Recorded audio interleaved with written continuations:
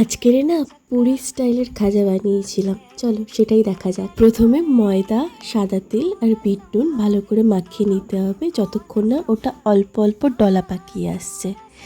তার মধ্যে একটু একটু করে জল দিয়ে ডো বানিয়ে নিতে হবে। ডো বানানো হয়ে গেলে একটু ময়দা আর কর্নফ্লাওয়ারের সাহায্যে সব লেচিগুলো রুটির আকৃতিতে বেলে নিতে হবে।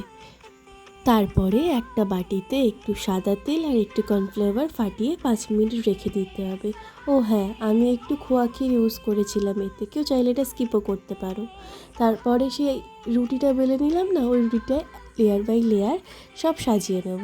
নিয়ে এটা ভালো করে ফোল্ড করে একটা ছুরির সাহায্যে টুকরো টুকরো করে কেটে হাতের সাহায্য নিয়ে একটু কর্নফ্লাওয়ার একটু ময়দা দিয়ে খাজা শেপ দিয়ে নেব। তারপরে কড়াইতে সাদা তেল দিয়ে খাজাগুলোকে ভালো করে ডিপ ফ্রাই করে নেব যতক্ষণ না ব্রাউন কালার হচ্ছে।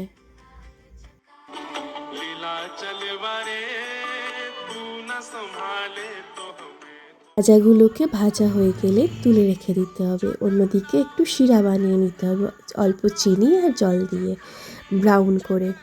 ব্যাস, ওই ভেজে রাখা খাজাগুলো এর মধ্যে চুবিয়ে দাও।